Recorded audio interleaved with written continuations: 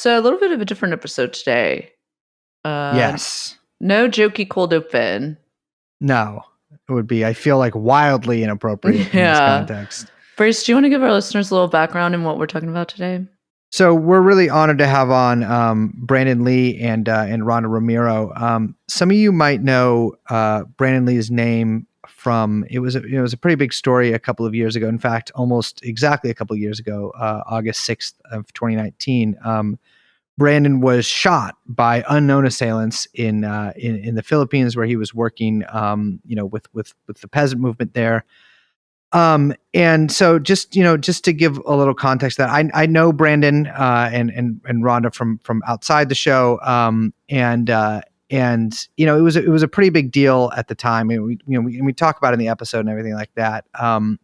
But I think just in the context of this show, Brandon was, to put it totally unadorned, the first American citizen targeted for assassination by the Duterte government since it took power. Not the first American citizen targeted by the government of the Philippines in the past 50 years, but in the modern era, 100% the first. It was a real honor for us to have him on. I feel like it was a pretty affecting interview. Yeah, it's a difficult listen, but definitely very important. So I think we should just get into it.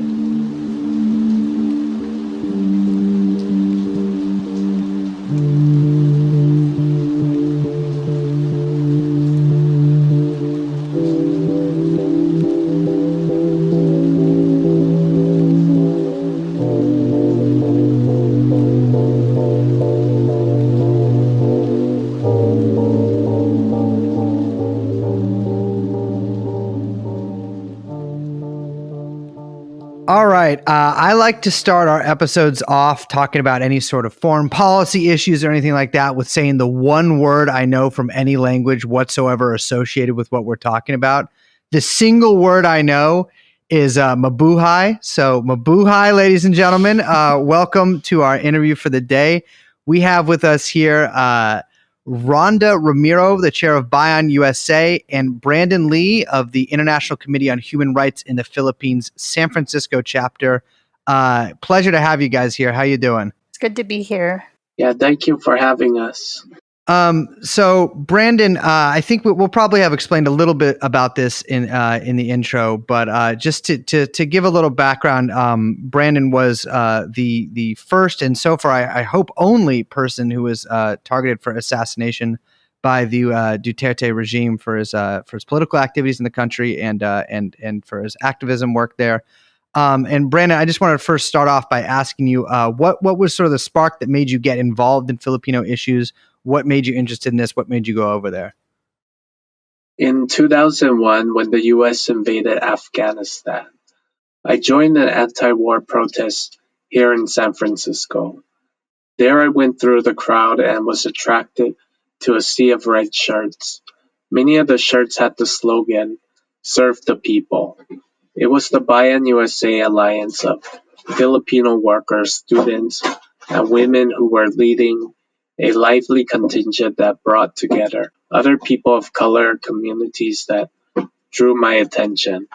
At the time, the Philippines was declared the second front in the war on terror, and the Filipino groups mobilized with other people of the global south to have a unified anti-war and anti-imperialist stance against the U.S. invasion of Afghanistan. It's really good to hear you talk about that moment, Brandon. I remember it clearly also.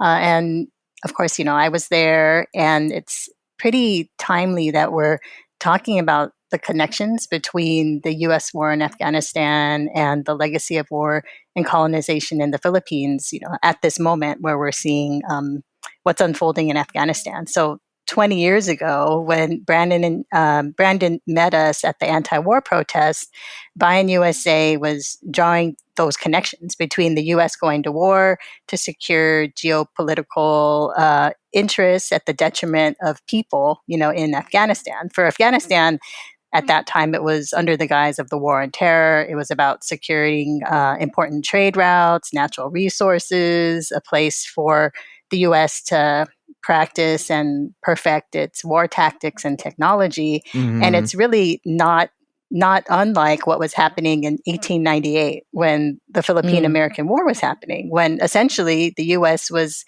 going about its first, one of its first colonial projects. It was that history of colonization, going abroad to secure islands with geopolitical interest, natural resources for extraction, and people to exploit for labor. And since then, so over 100 years later, the U.S.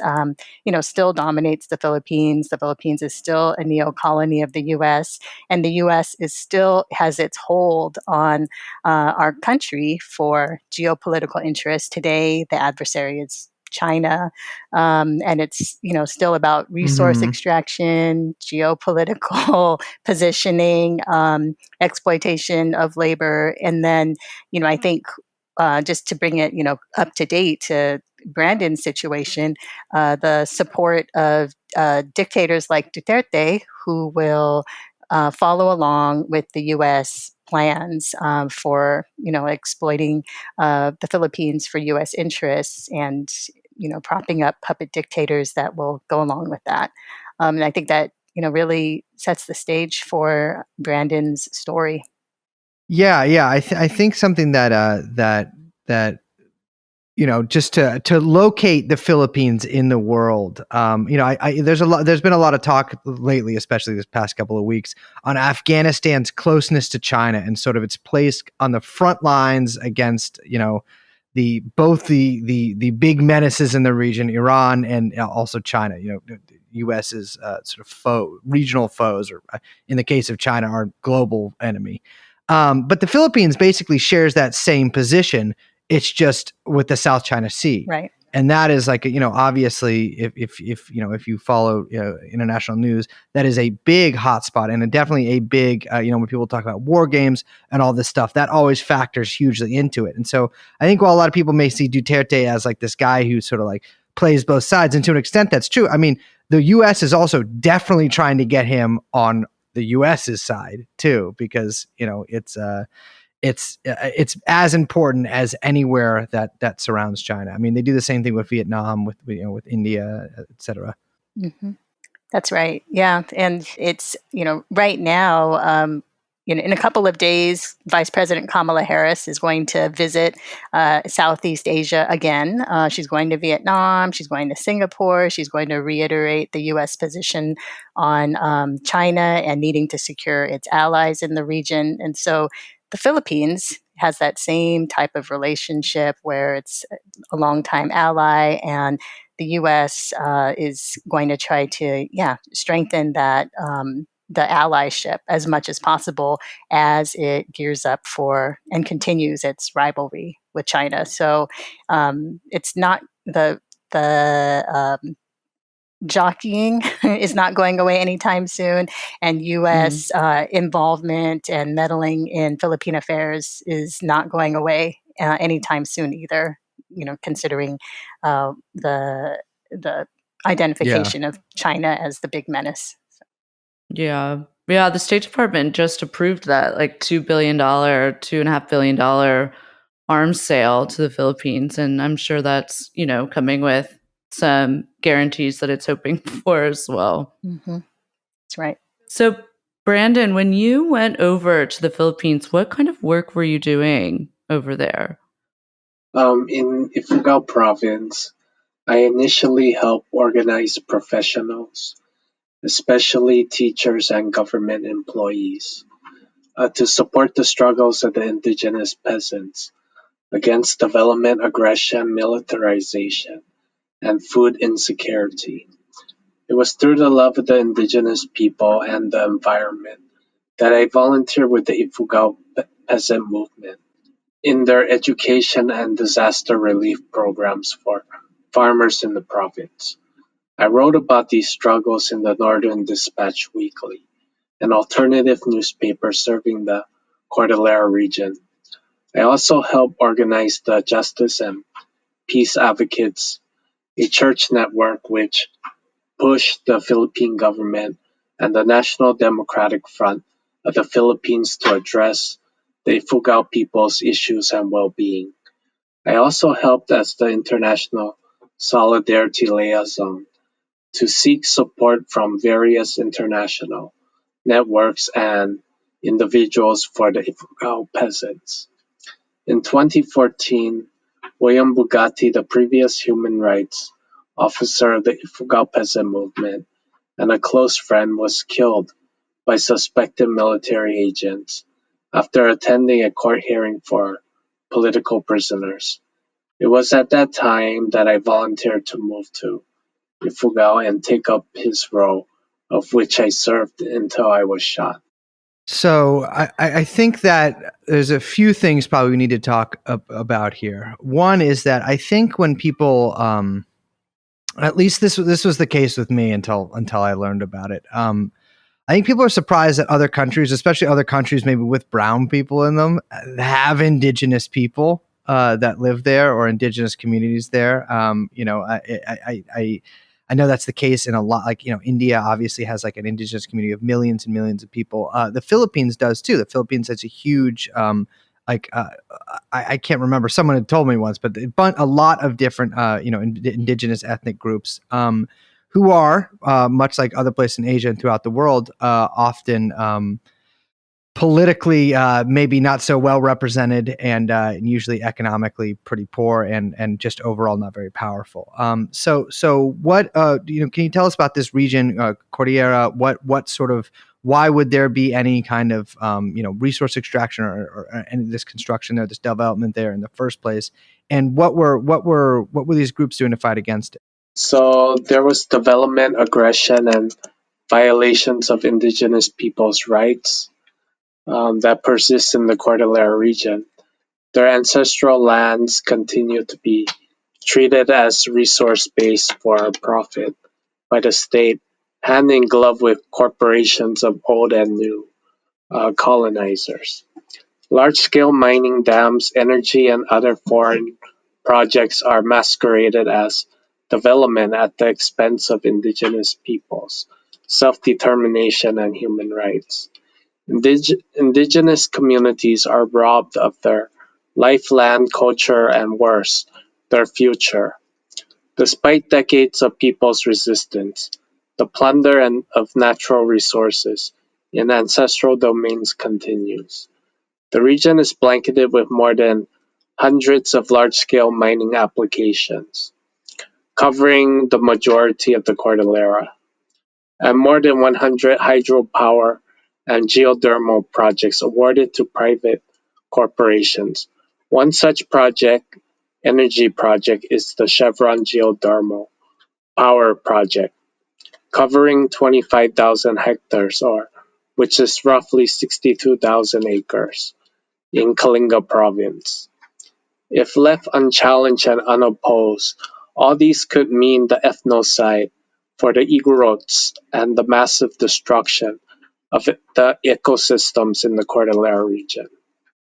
Yeah. So Brandon was in the northern part of the Philippines, but really there are many parts of the Philippines, north to south, and in the many different islands in the archipelago that have indigenous people who are trying to resist this kind of development aggression. Sometimes it's at the level of where we've seen Brandon, where you have targeted assassination attempts on indigenous leaders. But then in other parts, so for example, in the southern part of the Philippines, in Mindanao, you even have carpet bombing, large scale bombing and destruction of entire villages and cities by the Philippine military for the same reason, though. So, I think a prime example was in 2017. There was a city called Marawi, which was known as, one of the largest Islamic cities in the country, on the coast, a really important spot for the Philippine military. They wanted to take it over, and it's also surrounded by indigenous people's lands, which were being contested for rich mineral resources. So, what did the Philippine military do in order to be able to take over this location? It went in and, under the guise of the war on terror and fighting ISIS, just bombed the city, just to rubble, a city of nearly 400,000 people. And created this big refugee crisis within the country. And people to this day are still displaced. Very few have been able to move back, and it was all done under the guise of the war on terror. You also have the bombing of villages in the southern Philippines. You have the occupation of their towns by the military, occupation of homes and schools, and even churches in some places, all in locations where indigenous people are trying to defend their forests, their land, which is used. They've had for generations, but underneath that land are these mineral resources, or on top of the land are these rich, considered lumber resources for corporations. And then another major one is for big agribusiness. When I was there 2 years ago, the land was being raised and used for the planting of palm trees for palm oil for export.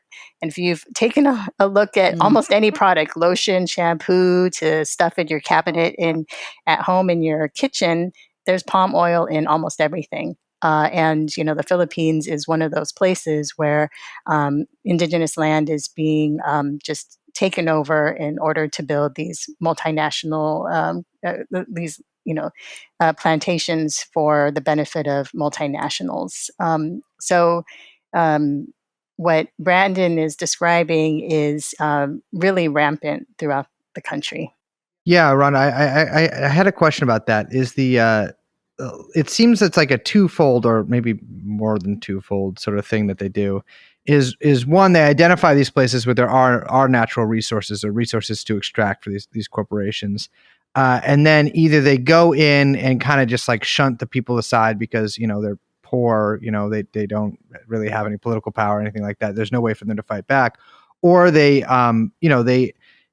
create this like sort of specter of terrorism, and that the army has to go into these areas and secure these areas. Especially, a lot of people I've talked to that have worked in the Philippines talk about sort of the specter of ISIS that they created. That like there's this huge organization that is like ready to take over the Philippines and is going to create a archipelago based Islamic State too.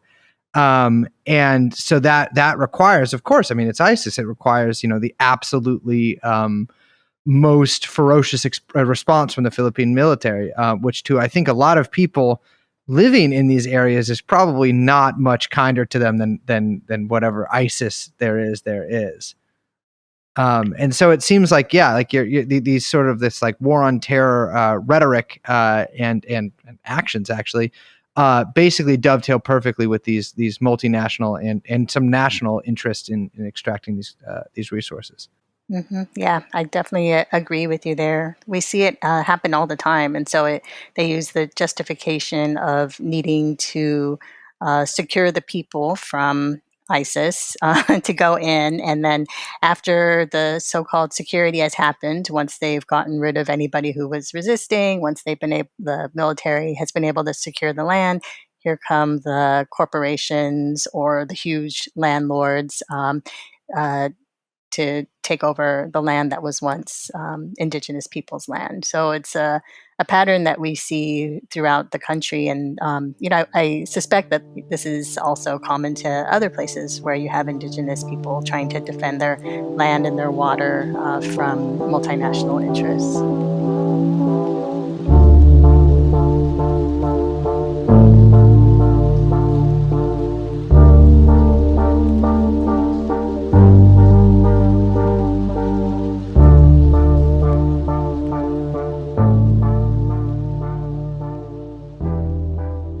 So, Brandon, the government of the Philippines named you an enemy of the state in 2015, which Which, I mean, I'll be honest with you, would freak me out. Although you still stayed there. I mean, I'm telling you, I'm not trying to get named an enemy of the state by anybody. That scares the shit out of me. Were you afraid after that? I mean, you're telling me that the person you replaced in the in the group you were in had just been assassinated. Obviously the murder of activists, especially in rural areas, has really ratcheted up in recent years. Why did the government name you an enemy of the state? And like, how did you feel after that? Were you afraid? Were you, what did you have to watch your back more?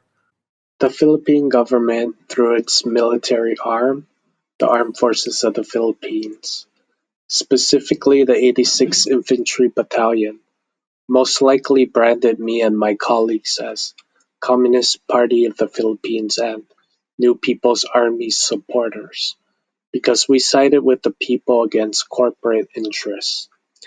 When the 54th Infantry Battalion replaced the 86th Infantry Battalion, the types of harassments worsened. My colleagues and I were afraid when state military executed my friend William Bugatti in 2014. William had just celebrated openly in court when the judge caught one of the military witnesses lying. It was nearly 6 p.m. when William drove his motorcycle home. 5 minutes before he reached his house, he was gunned down by two men on a motorcycle. And of course, my colleagues and I were afraid, but we knew if we didn't do anything to help, things would get worse for the people. Yeah, I mean that's something that I think might maybe not surprise some listeners, but the fact that the military is so overtly involved in what you might term political affairs. I mean, using the specter of the Communist Party, and the New People's Army as sort of like if they brand someone a leftist or a leftist sympathizer, they can easily say, well, you're a terrorist sympathizer because the largest force on the left here is this terrorist group, the New People's Army. And that to me is just, I mean, that's what makes it so much more insidious too, because that's something I wanted to bring up, and Rhonda, I wanted to ask you about, because I know that that Bayan and associated organizations have done a lot of work on this, but like, there are a couple of pretty notorious tactics that are used by the Philippine government against activists or against, I mean, pretty much anybody they want to. And one of those is called red tagging. And I was going to ask you if you could kind of explain to our audience what red tagging is, because that seems, pertinent to what happened here. Sure. So, red tagging, like you said, is a really common tactic that the Philippine government uses to paint their enemies or anybody really who has a different opinion than the president of the Philippines right now as enemies of the state, as reds, as communists. And because the Communist Party of the Philippines, the New People's Army, are considered terrorist organizations, according to the Philippine government, and even the US government has designated them as foreign terrorist organizations.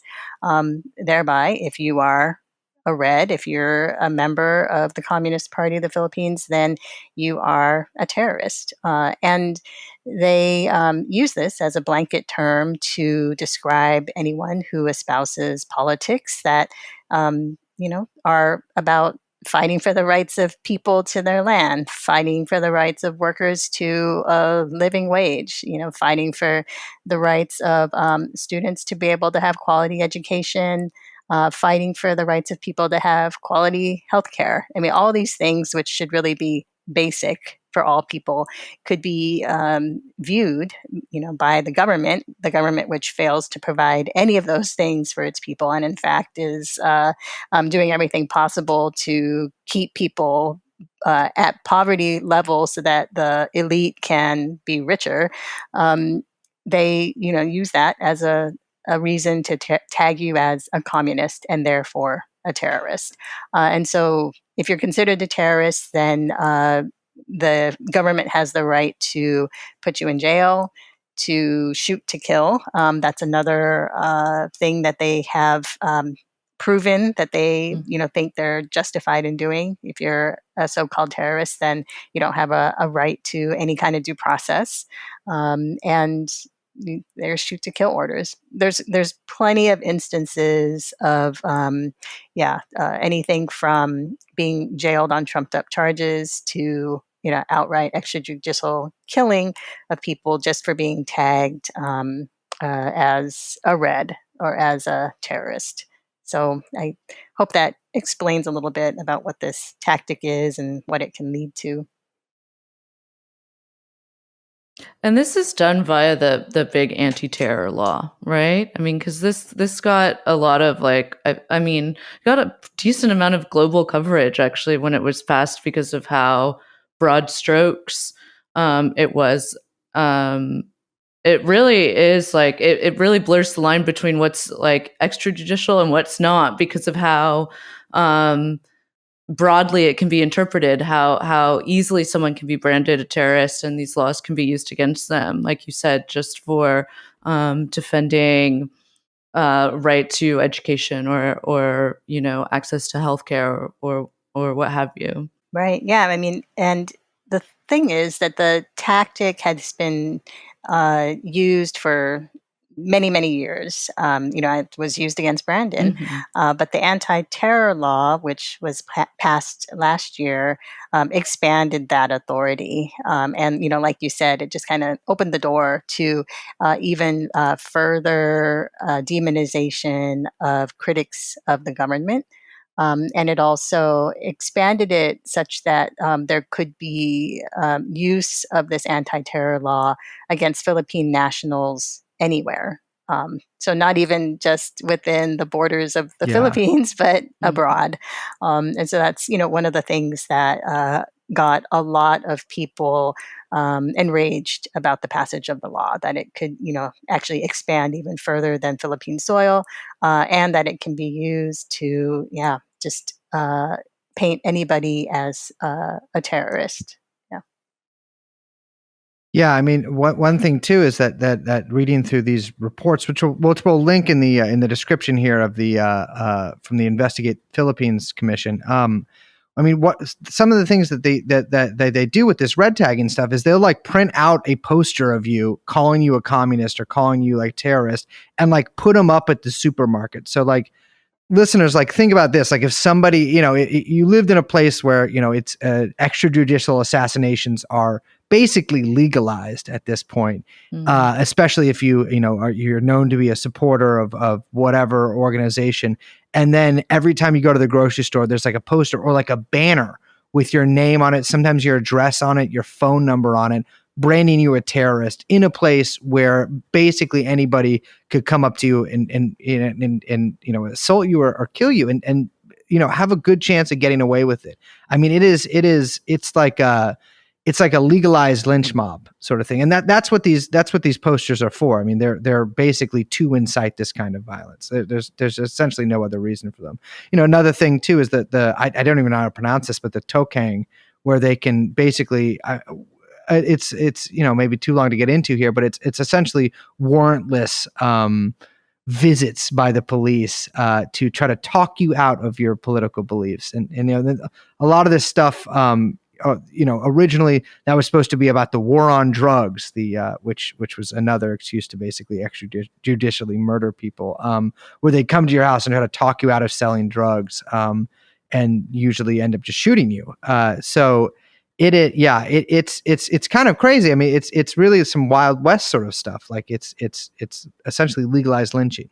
Yep, that's right. I know just walking around in the Philippines, I don't know how many times I've seen billboard-sized banners or billboards themselves with the faces of people I know, of people who are representatives of Bayan in the Philippines or of trade unions and farmers organizations.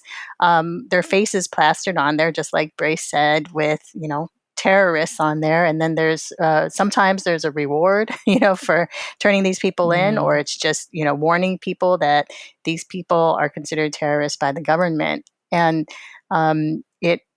it can lead to arrests. It can lead to extrajudicial killings and attempted assassination attempts, like what happened to Brandon. And it's just, it is on the daily. You see it every day over there. Even for myself, in thinking about the anti-terror law now, just last fall and then earlier this year, Bayan USA had been actively red tagged by the government, and we're used to trolls picking on us, on Facebook, but this time messages were being put up and issued by the undersecretary of the Presidential Communications Office, labeling us as a terrorist front, and then putting up pictures of the officers of Bayan USA, including myself, and saying that we were terrorist mouthpieces or propagandists for terrorism, and uh, you know even having pictures of us at protests here in the United States. And I think, some people may try to brush it off as, oh, it's just on Facebook. It's not really going to happen. But if we know what is happening in the Philippines, when you have this kind of tagging, it leads to then real danger for Yeah. people, on the Mhm. street, like what happened to Brandon. And, I wouldn't underestimate the kind of collusion between US and Philippine government. There's been that long history of collaboration. And so it's really alarming to us here. Yeah, I mean, so speaking of Brandon, just getting to the incident. So you were shot in 2019. Were there signs leading up to it? Was the rhetoric getting more intense? Was there more repression on you and the people you were working with leading up to it?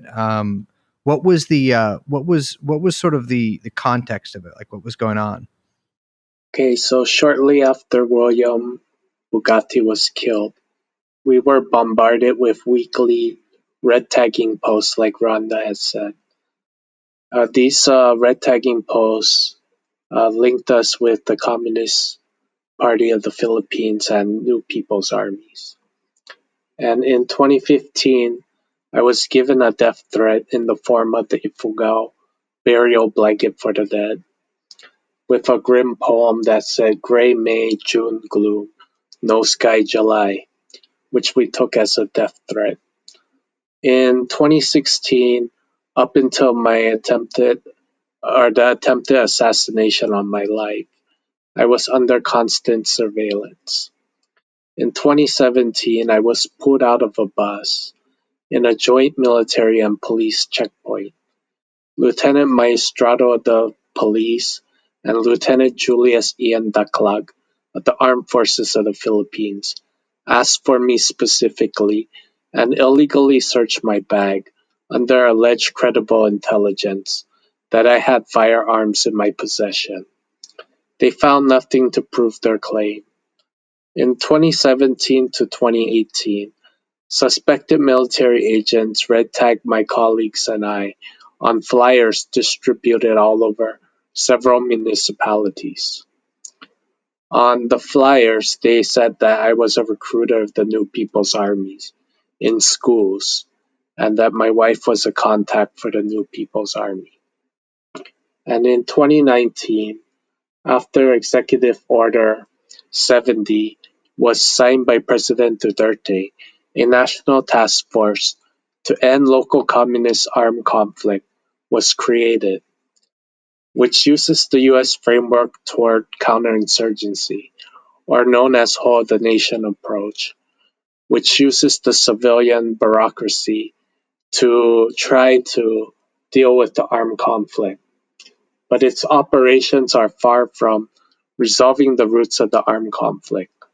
My colleagues and I were visited by the 54th Infantry Battalion in our office and homes.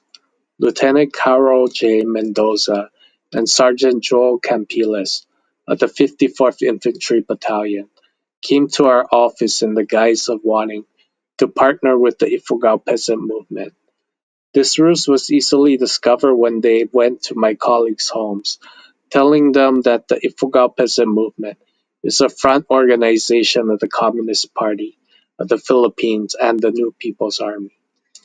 The soldiers from the 54th Infantry Battalion asked my colleagues, how much was I making?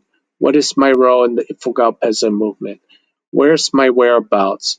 What is my daughter's name? And what school does she go to? In June, the military's Northern Luzon Command placed Lfuagao as the priority of the Oplan Kapanatagan, the Philippines counterinsurgency plan in the Cordillera. Soldiers from the 54th Infantry Battalion came to my residence on July 30th, asking my family where I was and that they are seeking partnership with me. My family was not fooled, as they knew the military was harassing me. That same day, I confronted soldiers in civilian clothing outside our office, asking me to meet with their boss for a partnership. They took a picture of me without my permission. A week later, on August 6th, after bringing my niece and daughter home from school, I was shot in 4 places, rendering my body paralyzed. I mean, first of all, I'm so sorry to hear that. You know, I know I'm obviously very familiar with your story, but you know, hearing it, you know, you tell it is an affecting experience. What Yeah, it seems to me pretty obvious. Like, I think to anybody who kind of hears these stories, it's pretty obvious. Like, yeah, like the military is behind a lot of this, right? Like, you know, obviously there are a lot of people who are, you know, aligned with the military, maybe in paramilitary organizations, whatever. But it's like, it's clear that, like, yeah, the military is investigating you, the military is harassing you, the military is after you, the military are going to be the ones that shoot you. I mean, it's another front on their war against, I mean, well, against working people in the Philippines and peasantry, but in their maybe in their minds against the war against the NPA or whatever. That's why they have to associate you with that. And their military, their front just also extends to civilians. I mean, what was the you know, if you want to answer, if you don't, like, what was the aftermath though? Like, what were you? I mean, you were taken to the hospital. Did they think you were going to die? I know you went into cardiac arrest at one point or several points. What ended up happening? Well, after I was shot, I can remember my teeth were slowly falling out and I was barely audible. It was hard to form words, even though I'm trying to talk. My Mm-hmm. brother-in-law couldn't hear what I was saying. I had asked him to call my wife to let her know what happened and to call the Cordillera Human Rights Alliance to let them also know what's happening. And from there, my brother-in-law and our neighbor, who was a relative, brought me on their tricycle to the nearest hospital. They didn't have the capability to handle my case. They only um, removed my shirt, they cut it open, and the same with my shorts. And they had bandaged me. And they brought me on an ambulance to the next nearest hospital, which was around 2 hours away. They didn't have a neurosurgeon, so they weren't comfortable with handling my case. So they brought me to Baguio General Hospital, which was another 5-hour drive. Jesus. And there, I remember the doctor who had received me. He asked my colleagues what happened, and I had told them it was the military. Yeah. And that's the last thing I remember before blacking out. And later, my wife and my family, who came to visit me from the US, told me that I had a cardiac arrest. Jesus. Yeah. You know, I for some reason I think I didn't know you were actually hit 4 times. That's yeah, that is. I mean, it's obvious that clearly they intended to kill you. I mean, that's sort of a stupid thing to say almost. I mean, they shot you a bunch of times. You know, it's to me, I remember when this happened. I mean, this literally happened like almost exactly 2 years ago. I remember when this happened. You and I are both from San Francisco, know a lot of the same people. And this was a pretty big deal in the city then. I mean, obviously, Matt Haney came out and all that, but it was just, it was large news. And I mean, I remember sort of being shocked because I don't know if we covered this earlier, but like, you're not Filipino. Like you're not from the Philippines, but nor are you you're of any ethnicity from the Philippines either. And I think that maybe I remember being sort of surprised when I heard that too. I don't know why. But it, I mean to me that represented like a big leap for the Duterte regime. Not that big of a leap, actually, more like a medium-sized step. But the famously, the government had been extrajudicially assassinating people. I can never pronounce that word, but extrajudicially assassinating people, basically since it came into power. But this was a specifically targeted attack against against an American citizen, which is, not to say that like American citizens' lives are worth more, whatever. But it does politically represent, somewhat of a departure. And that's. It's a Rhonda. I mean, you're a chair of a national diasporic and also I think in the country too organization. I mean, what was your guys' response to that? Like, how did you guys view that? Yeah, we first, of course, being personal friends with Brandon, we were concerned about Yeah, Brandon and his safety. And we also saw it as this was the culmination of many years of Brandon writing to us and telling us there are these death threats against me. yeah, There's this constant surveillance. There's this harassment of my family. And, we knew that was happening to him. And every time he would tell us, he would always also tell us, it's not only happening to me, it's happening to yeah, my colleagues. It's happening to other people in the indigenous community. It's happening to the workers, on the picket lines in the Philippines. It's happening to, environmental defenders. It was for Brandon, being the selfless person that he is. It was never only about him, but him telling us that, this is, you personally know me, I tell the truth, look at my case, and this is happening to so many other people. Please tell the world about it. The the Philippine government is, even before Duterte, has been notorious for this kind of thing.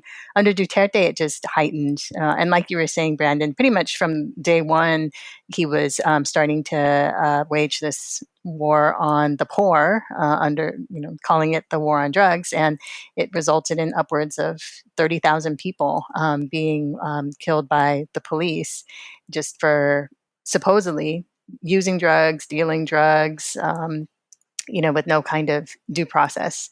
And then there became the war on terror, and the war on activists. And it just kind of extends from there, with more people being caught in the crossfire, or, just targeted by the government. So, yeah, what we thought was, oh my God, this happened to Brandon, and we have to step up our efforts in the United States to bring light to what's happening in the Philippines, because the Philippine government is trying to hide it, trying to not spread the word. Or on the flip side, Duterte was bragging about it and saying, I can get away with this, and who's going to Mhm. stop me? Um, so we knew that we had to step up our efforts to shine a light on it, to oppose it, to try and get more people to care, and more people to try and put pressure on the Philippine government to stop its business as usual. And so, it's led to some efforts to try and cut off military aid to the Philippines, to try and diplomatically isolate Duterte, make him someone that people shouldn't do business with, because he is targeting innocent people who are just trying to survive and have a decent life in the Philippines.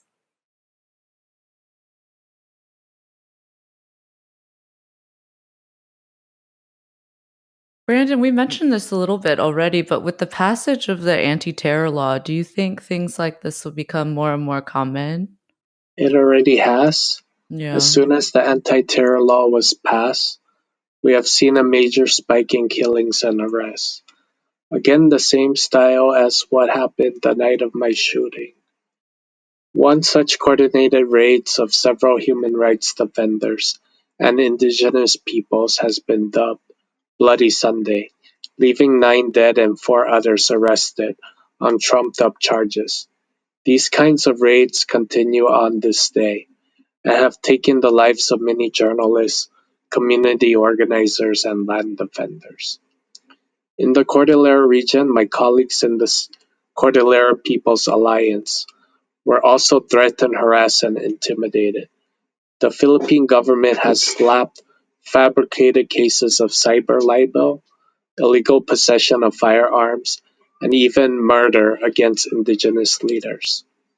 The Cordillera Chief of Police even attempted to legalize the way they conducted the drug wars to activists and critics.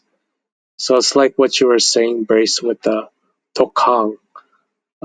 They really wanted to do the same thing to activists. The drug war has led to 30,000, mostly urban poor killed. Yeah, I mean that's what sort of strikes me about this. I remember when the drug war stuff sort of started breaking the news here. It was like, look at this crazy thing they're doing in the Philippines. Like they're like, they're just like killing drug. I mean, at first it was almost presented like badass Duterte is fucking, killing these meth dealers and like cleaning up the Yeah. streets. Somehow I don't think that there were 30,000 meth dealers that, I have a feeling that this did not exactly solve the problem, especially considering, not to cyber libel anyone here or anything, especially considering Duterte's own family's connections to methamphetamine production and distribution that I've read about. Certainly, many in the government there have similar sort of graphs going on. Yeah, I mean that's it seems so clear to me now is that they really sort of tested out these tactics on the in the drug war, and then have essentially exported them. Which I mean, again, to be clear, the government and armies of the Philippines throughout successive regimes have been fighting against indigenous peoples and left wing organizations or worker peasant organizations for decades and decades and decades. But now it's sort of like it's come to a sort of new iteration in the 21st century.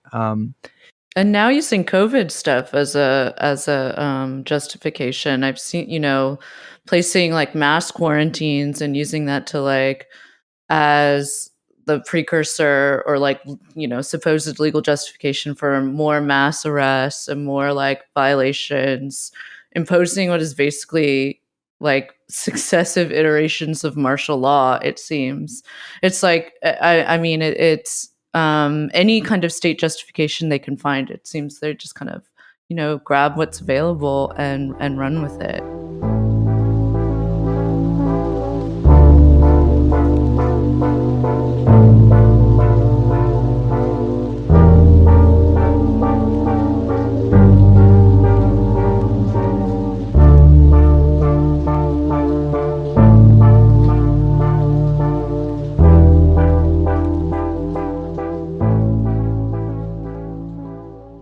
Brandon, how has it been being back in America since all of this? How's your health been?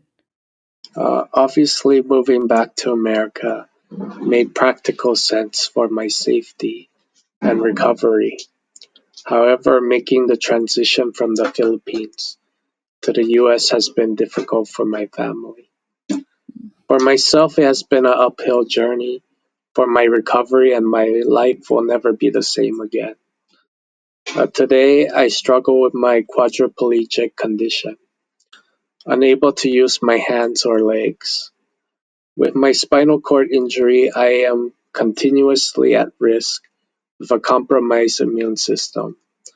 In addition to the physical disability, speaking and mental activities have become more difficult. Christ, I'm yeah, I'm really sorry to hear that. I mean, it's I mean, I knew that, but it's just been I mean, I think that's what really gets to me about this too, is that like these, and it kind of leads us almost to the next question too, is like the people that shot you have not been caught, right? Like, I mean, has there been any sort of investigation into who did this? I mean, this was a pretty big deal. This made international news. There was people that came out, like politicians that came out to investigate or to bring attention to it. But Even was Nancy there? Pelosi Yeah, hit people. What I mean is, and I know the answer to this already without having to even ask, but is there any investigation? Are they any closer to catching the people that did this?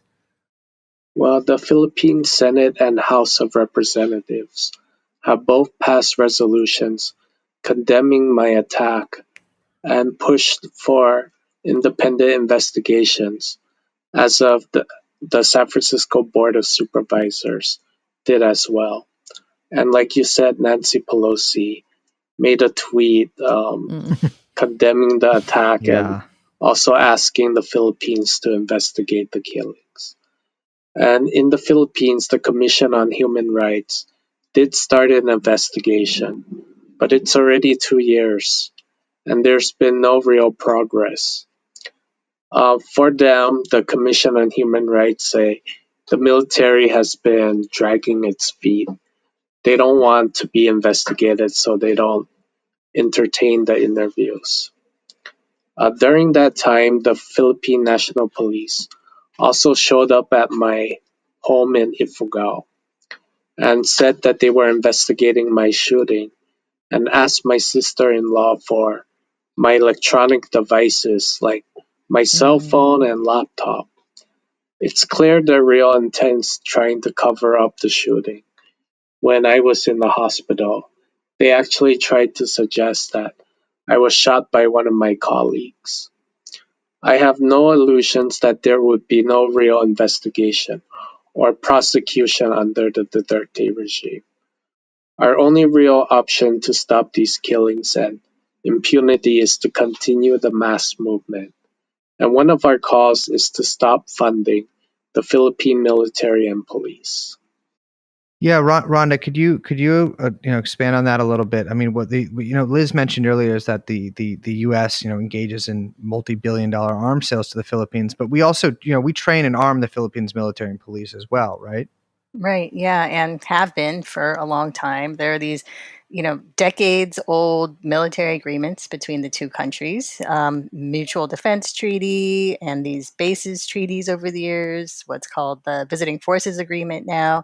All of these things pretty much cement the agreement of the U.S. and the Philippines to have joint training, joint exercises, being able to uh, base, quote unquote, base U.S. troops inside of Philippine bases. That's one of the ways they skirt around the sticky issue of foreign Yeah. bases being illegal on Philippine soil. So they just have the U.S. troops occupy Philippine bases instead. And these agreements also allow the U.S. ships and planes and other things to be able to use even civilian areas for their storage or presence. And then there's, of course, like the whole advising of Philippine military that takes place, and sharing of intelligence and things like that. So, that relationship has been cemented by these longstanding treaties.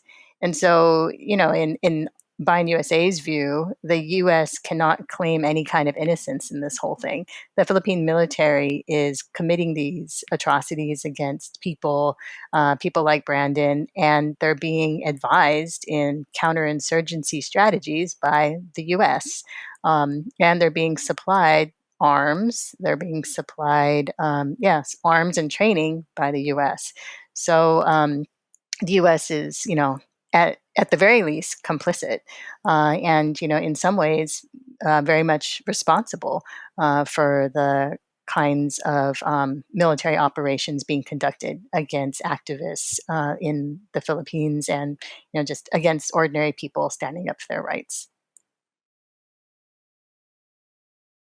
Yeah, I mean, it reminds me so much of how in the 50s the U.S. Army and the CIA, or sort of the CIA and special operations, these sort of proto special operations groups trained in the Philippines, essentially on the hooks and on the. I'm not going to try to pronounce the full name. Don't, even if someone tells it to me, I can't repeat it. But and obviously the peasantry as well. I mean, there's the famous story of Ed Lansdale sort of developing his whole like theory of psychological warfare, essentially by draining the blood out of Filipino either guerrillas or most likely just peasants and hanging. It's it's an insane sort of history that the America and the Filipino military has together, and it's like we train and learn those tactics over there and then use them, just across in Vietnam shortly after. And now, these tactics with the war on terror, these, even more refined counterinsurgency tactics are, I mean, in the case of Brandon, I mean, it comes literally home to San Francisco. And re-importing them. I mean, at this point, I don't even know if it's import or export. It's just there. It's fully globalized. Yes. Yeah. I mean, it's sort of astounding. And they're speaking of too, even the guerrilla war there, they've been killing, peace mediators, negotiators in the peace process between the NPA and the ice cream truck is passing by. I assure you, I did not add those sound effects in. But yeah, the same sort of like extrajudicial assassinations. I don't even know why I have to call them. All assassinations, I think, are extrajudicial. I know it feels very odd to keep repeating that, but it's almost like you want to drive home how outside the bounds. Yeah, exactly. Yeah. I also can't pronounce judicial, so I will stop saying that. But yeah, like killing people who are supposed to be literally involved in the peace process. I mean, people who are essentially domestic diplomats. I mean, that's like, it's just, speaking to you guys as activists and people who have friends over there, like it must be kind of a frightening time to engage in this movement and in the mass work that you do. Frightening, but I can't imagine not doing it. Knowing that the people that are living there on the front lines, have to face this kind of harassment, violence, all those things, on a daily basis. And in a lot of ways, they have no choice, right? The choice is poverty and starvation, loss of their land and livelihood, or standing up and fighting back. And, that is so courageous to me, and, an example for all of us to follow. As, Bayan USA, we can't imagine stopping, even though the arm of the Philippine government has, reached over to the United States in the harassment of us, the red tagging of us. We still have the ability to speak from here. That ability has been taken away from so many others, through these assassinations. And so we have a responsibility to continue it. And, in our view, anyone in the United States who cares about human rights and doesn't think the U.S. should be supporting this kind of uh, terror on Philippine citizens by its own government should also be involved in the movement to try and stop it through one there's one campaign that's being waged, and I think Brandon can also speak to this a little bit more, is a campaign to pass the Philippine Human Rights Act, which would end U.S. support and military aid to the Duterte regime. Yes, in the U.S., the International Coalition for Human Rights in the Philippines, U.S. chapter, along with Kabataan Alliance and the Malaya Movement, are pushing for the passage of the Philippine Human Rights Act. It will suspend U.S. military aid to the Philippines until human rights violations end and parties responsible are held accountable, including the attack on my life as well as all other victims.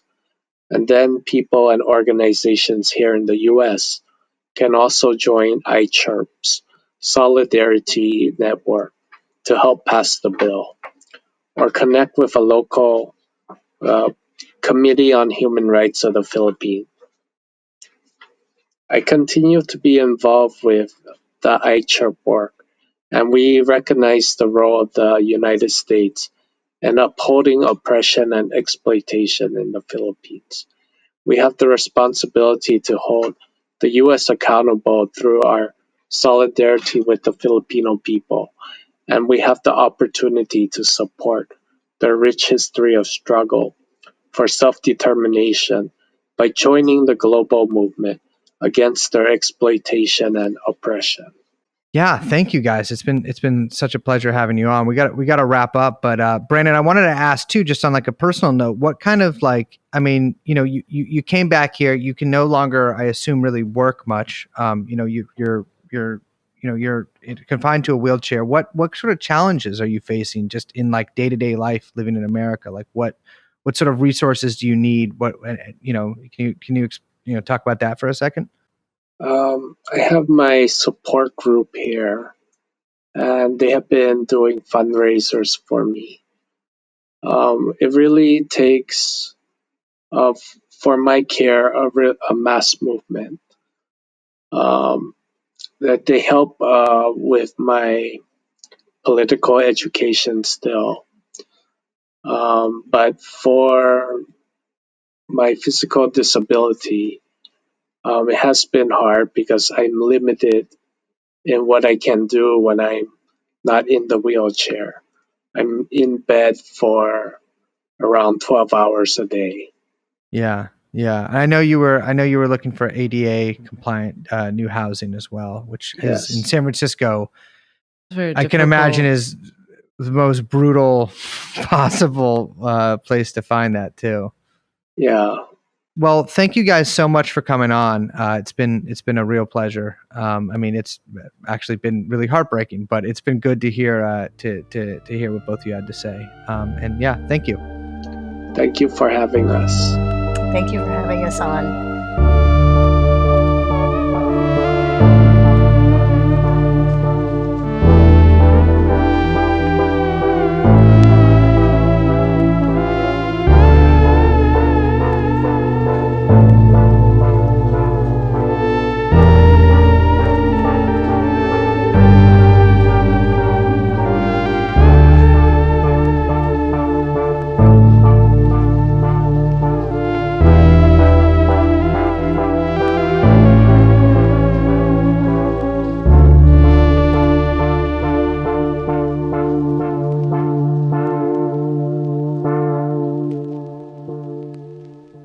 All right, so we're gonna put links down in the description of this. We know what, we're not journalists, so I don't have to do this, to be clear. But I was a subcommissioner on one of the reports or one of the hearings that led to one of the reports that we'll be linking, the second one. So I heard testimony firsthand, or rather, on the computer, but live. Of people whose families had been executed by the government, who people who had been kidnapped, people who had had their churches ransacked, and burned down, and all the funds stolen. It is just incredible the how the mass movement has really kept going through all of this, and is still, as you can see, like even Brandon. I mean, something that's really impressive to me about that is Brandon was shot for this, and is still is still going to political meetings, and still fully engaged in this. Yeah, incredibly resilient, incredibly committed, incredibly phenomenally organized. Just a really I don't know. Yeah, so I'm like a little speechless right now. I'm sorry. Yeah. Yeah.